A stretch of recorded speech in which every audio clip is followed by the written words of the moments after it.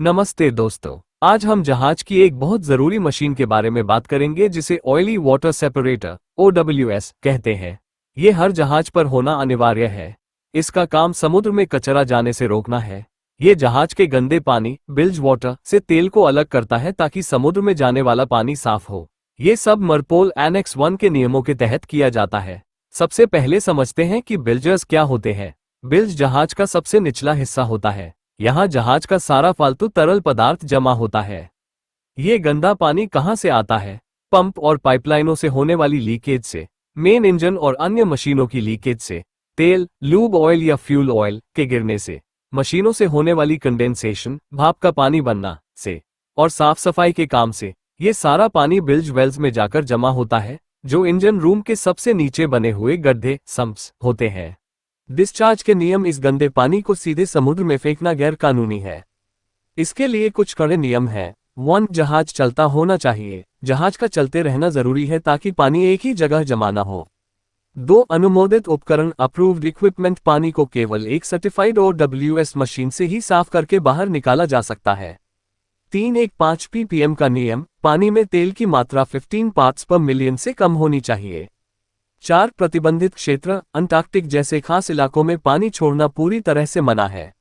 Operating principles. अब जब हम जानते हैं कि OWS क्या है, तो चलिए देखते हैं कि यह काम कैसे करता है। इसकी प्रक्रिया तब शुरू होती है जब गंदे पानी को बिल्ज होल्डिंग टैंक से पंप करके सीधे OWS में भेजा जाता है। इसका पहला चरण पूरी तरह डेंसिटी डिफरेंस घनत्व के अंतर पर आधारित है। क्योंकि तेल पानी से हल्का होता है, इसलिए पानी नीचे बैठ जाता है और तेल ऊपर तैरने लगता है। इस प्रक्रिया को तेज करने के लिए कोलसर प्लेट्स का उपयोग किया जाता है। ये प्लेटें तेल की नन्ही बूंदों को आपस में जोड़कर बड़ी बूंदें बना देती हैं, जिससे उन्हें पानी से अलग करना आसान हो जाता है। दूसरा चरण और डिस्चार्ज। ग्रेविटी से अलग होने के बाद पानी को फाइन फिल्ट्रेशन बारीक फिल्टर से गुजारा जाता है ताकि तेल के बचे हुए सूक्ष्म कणों को भी निकाला जा सके। अगर पानी साफ है यानी उसमें तेल की मात्रा 15 ppm से कम है तो उसे समुद्र में छोड़ने की अनुमति मिल जाती है। लेकिन यहाँ एक सुरक्षा कवच है। अगर तेल की मात्रा सीमा से अधिक होती है तो सिस्टम डिस्चार्ज को अपने आप रोक देता है और पानी को वापस बिल्ज होल्डिंग टैंक में भेज देता है ताकि उसे फिर से साफ किया जा सके। लेकिन इस 15 ppm का असल मतलब क्या है? ppm का मतलब है पार्ट्स पर मिलियन, प्रति 10 लाख भाग। कल्पना कीजिए कि आपके पास पानी के 10 लाख छोटे क्यूब्स हैं। कानूनी सीमा के अनुसार उन 10 लाख क्यूब्स में से केवल 15 क्यूब्स ही तेल के हो सकते हैं। ये बहुत ही कम मात्रा है। ये कड़ा मानक ये सुनिश्चित करता है कि हम समुद्र में जो पानी वापस भेज रहे हैं वो पूरी तरह से स्वच्छ हो। अब चलिए इसके तकनीकी लेआउट को समझते हैं। ये डायग्राम दिखाता है कि पाइप, वाल्व और टैंक एक साथ कैसे काम करते हैं। रंगों पर ध्यान दें। ब्राउन रंग गंदे तेल वाले पानी का है, हल्का नीला साफ पानी फ्रेश वाटर के लिए है, और गहरा नीला उस पानी का है जिसे साफ करके बाहर निकाला जाना है। सफर की शुरुआत बिल्ज होल्डिंग टैंक से होती है। बिल्ज पंप गंदे पानी को फिल्टर के जरिए खींचता है और इसे फर्स्ट स्टेज सेपरेटर में भेजता है। यहाँ ग्रेविटी की मदद से भारी मात्रा में तेल अलग हो जाता है, जिसे बाद में स्लज टैंक में भेज दिया जाता है।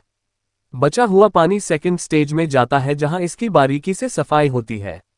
लेकिन हमें कैसे पता चलेगा कि पानी साफ है? यहीं पर ODMC और सैंपलिंग वाल्व का काम शुरू होता है। ये यूनिट लगातार तेल के स्तर की जांच करती है। अगर पानी जांच में पास हो जाता है तो 3-वे वाल्व खुल जाता है और साफ पानी ओवरबोर्ड डिस्चार्ज वाल्व के जरिए समुद्र में चला जाता है। लेकिन अगर सेंसर को 15 ppm से ज्यादा तेल मिलता है तो वाल्व तुरंत घूम जाता है और पानी को वापस टैंक में भेज देता है ताकि उसे दोबारा साफ किया जा सके। आप डायग्राम में फ्रेश वाटर सप्लाई लाइन भी देख सकते हैं। इसका उपयोग सिस्टम की सफाई और सेंसर की सेटिंग कैलिब्रेशन को सही रखने के लिए किया जाता है ताकि OWS हमेशा सही ढंग से काम करे। वीडियो के आखिर में चलिए OWS के मुख्य हिस्सों और उनके कामों पर एक नजर डालते हैं। 1. Builds holding tank. यह मुख्य टैंक है जहां इंजन रूम का सारा गंदा पानी जमा होता है।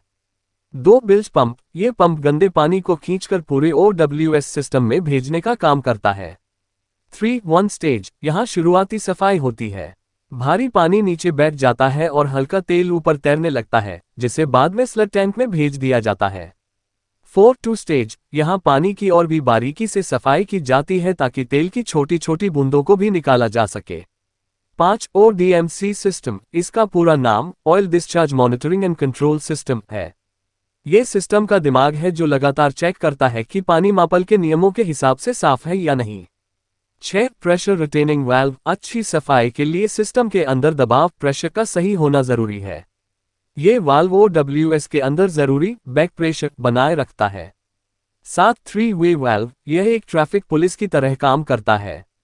अगर तेल 15 ppm से कम है तो यह पानी को समुद्र में जाने देता है। अगर ज्यादा है तो यह उसे वापस होल्डिंग टैंक में भेज देता है। 8. ऑयली बिल्ज और स्लज टैंक। अलग किया गया सारा तेल और गंदा पानी इसी टैंक में जमा किया जाता है ताकि उसे बाद में सुरक्षित तरीके से ठिकाने लगाया जा सके। सिस्टम को पूरी तरह समझने के लिए चलिए इन बचे हुए जरूरी हिस्सों पर नजर डालते हैं। 9. Control panel. यह वो इंटरफेस है जिससे OWS को शुरू किया जाता है, रोका जाता है और इसकी पूरी वर्किंग पर नजर रखी जाती है। 10. Sampling valve. यह वाल्व जांच के लिए बहुत जरूरी है। इसके जरिए अधिकारी डिस्चार्ज होने वाले पानी का सैंपल लेकर उसकी शुद्धता चेक कर सकते हैं। 11. Fresh water supply line. इसका इस्तेमाल सिस्टम की फ्लशिंग और सफाई के लिए होता है। फिल्टर और ऑयल मॉनिटर को साफ रखने से गलत रीडिंग, फॉल्स रीडिंग्स आने का खतरा नहीं रहता। शायद आपने गौर किया हो कि यहाँ एक मैनुअल हैंडल वाला दूसरा 3-वे वाल्व भी है। ये खास तौर पर पोर्ट, बंदरगाह पर टेस्टिंग और इंस्पेक्शन के समय काम आता है। इसकी मदद से हम पानी को समुद्र में फेंकने के बजाय वापस टैंक में भेजकर सिस्टम का ट्रायल कर सकते हैं। अंत में आता है कंट्रोल एयर सप्लाई। ये हवा का दबाव कंट्रोल वॉल्व्स और ऑयल ड्रेन वॉल्व्स को चलाने के लिए ताकत देता है। सबसे बड़ी बात यह है कि यह फेल सेफ है, यानी अगर हवा की सप्लाई बंद हो जाए तो सिस्टम अपने आप समुद्र में पानी छोड़ना बंद कर देता है ताकि पर्यावरण को कोई नुकसान न हो।